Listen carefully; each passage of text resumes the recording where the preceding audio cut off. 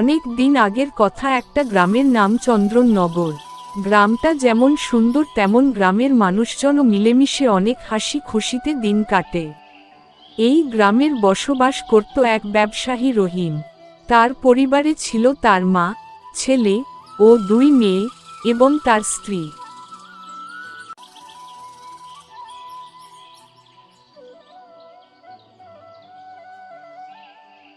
দাদি, তোমার কি মনে আছে আজ ঈদের চাঁদ উঠবে আকাশে? কেন মনে থাকবে না সুমাইয়া, সবাইকে বলো ছাদে যেতে, সবাই একসাথে বসে চাঁদ দেখব।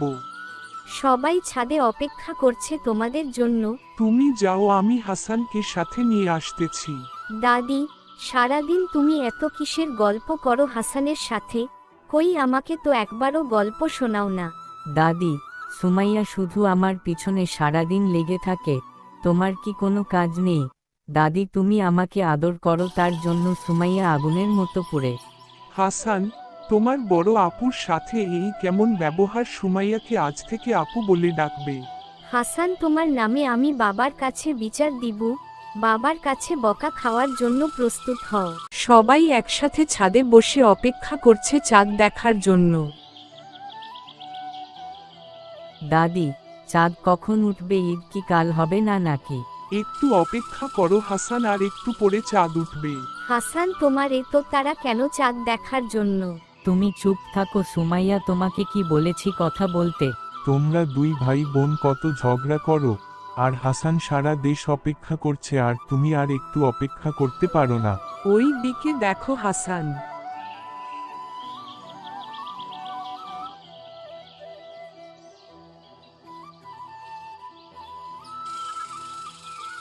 চাঁদ উঠেছে দাদি, ওহো উহো।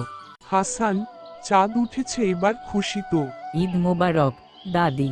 তোমাকেও জানাই ঈদ মোবারক।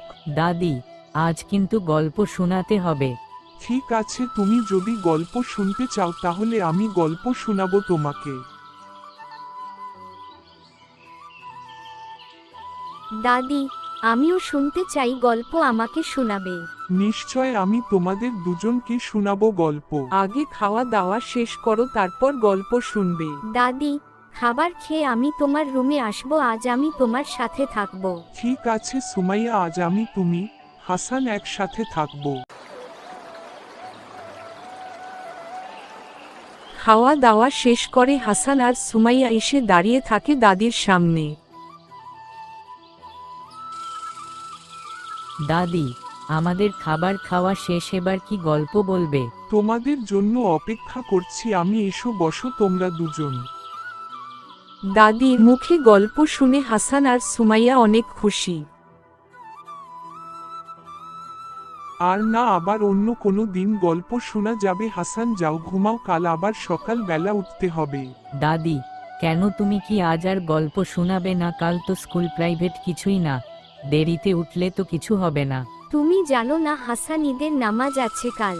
সুমাইয়া ঠিক বলছে, কাল সকালে ঘুম থেকে উঠে গোসল করে খেজুর খেয়ে ঈদগাহ যেতে হবে। না দাদি, নামাজ পড়বে বাবা, আর কাল আমি তো বন্ধুদের সাথে ঘুরতে যাব।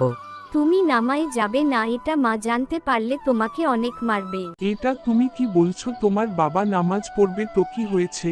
কাল তোমাকেও ঈদগায় পড়তে হবে নামাজ। দাদি, আমি এতগুলো রোজা রেখেছি কারণ আমার অনেক ভালো লাগে রোজা রাখতে, কিন্তু ঈদের নামাজ পড়তে আমার একটু ইচ্ছা করছে না। রোজা রেখেছো তুমি প্রায় 10টা, এই রোজার আনন্দ উদযাপন করবে না নাকি? হাসান, ঈদের নামাজ সকলে মিলে একসাথে পড়তে হয়। ঠিক আছে, আমি কাল নতুন কাপড় পরে ঈদগায় যাব, এখন তাহলে ঘুমিয়ে যাই। ঠিক আছে হাসান, ঘুমিয়ে যাও, আমরাও ঘুমিয়ে যাই।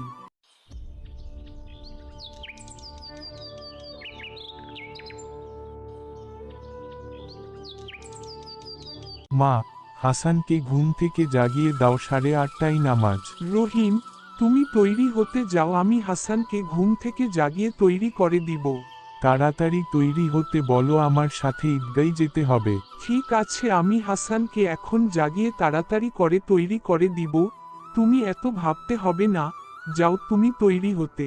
হাসান, তাড়াতাড়ি গোসল করে খাবার খেয়ে নাও, তোমার বাবা বলে গেছে তাড়াতাড়ি তৈরি হতে।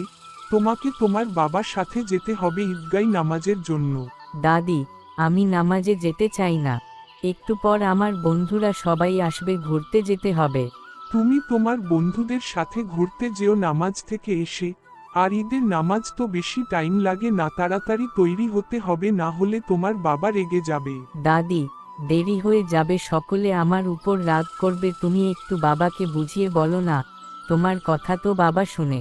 আমি পারবো না তোমার বাবাকে আর কিছু বলতে, আমি আর তোমাকেও বুঝাতে পারবো না। তুমি যদি আজ নামাজে না যাও, তাহলে তোমার সাথে আমি আর কথা বলবো না। ঠিক আছে দাদি, আমি নামাজে যাব।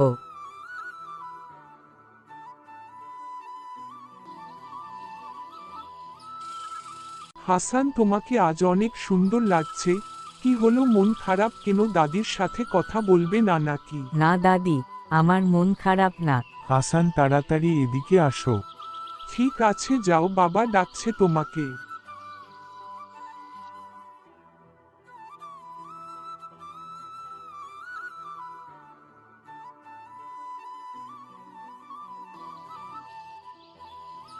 ঈদগাঁয়ে হাসান গিয়ে দেখে তার সকল বন্ধু একসাথে নামাজ আদায় করতে এসেছে। তোমরা সবাই এখানে কি করো?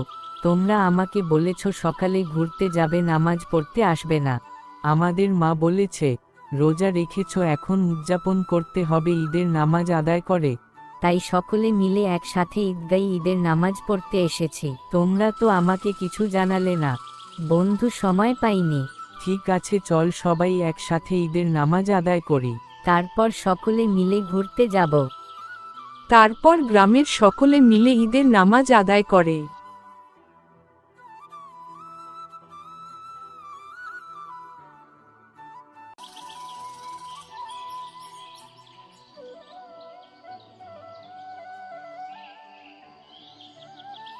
হাসান, তোমাকে দেখে মনে হচ্ছে আজ তুমি অনেক বেশি খুশি। দাদি, আমি আজ অনেক খুশি, কারণ আমি আমার বন্ধুদের সাথে ঈদগাঁয়ে নামাজ পড়তে পেরেছি। আজ আমি তোমাকে ঈদের নামাজের গুরুত্ব বলবো। দাদি বলো, আমি শুনতে চাই। ঈদ উল ফিতর মানে হলো রোজা ভাঙার আনন্দ উৎসব। আমরা 1 মাস রোজা রাখি, নামাজ পড়ি, কুরআন তিলাওয়াত করি, ভালো কাজ করি। এই সব কিছুর শেষে আল্লাহ আমাদের পুরস্কার দেন এই ঈদের দিন। মানে ঈদ হচ্ছে আল্লাহ দেওয়া আমাদের জন্য একটা পুরস্কার। ঠিক তাই, 1 মাস কষ্ট করে খাওয়া দাওয়া থেকে বিরত থাকা, ধৈর্য ধরা, গরিবদের সাহায্য করা, এসবের পর ঈদের দিন আল্লাহ বলেন, এখন তোমরা আনন্দ করো, খুশি হও। দাদি, আমি এবার বুঝেছি ঈদের নামাজের গুরুত্ব। আজ আমি তোমাকে বলছি দাদি, আমি আর কোনো দিন আল্লাহ দেওয়া পুরস্কারকে অবহেলা করব না। এই রকম আরও নতুন নতুন ভিডিও দেখতে চ্যানেলটিতে সাবস্ক্রাইব, লাইক, কমেন্ট, শেয়ার ও বেল বাটনে চেপে রাখুন।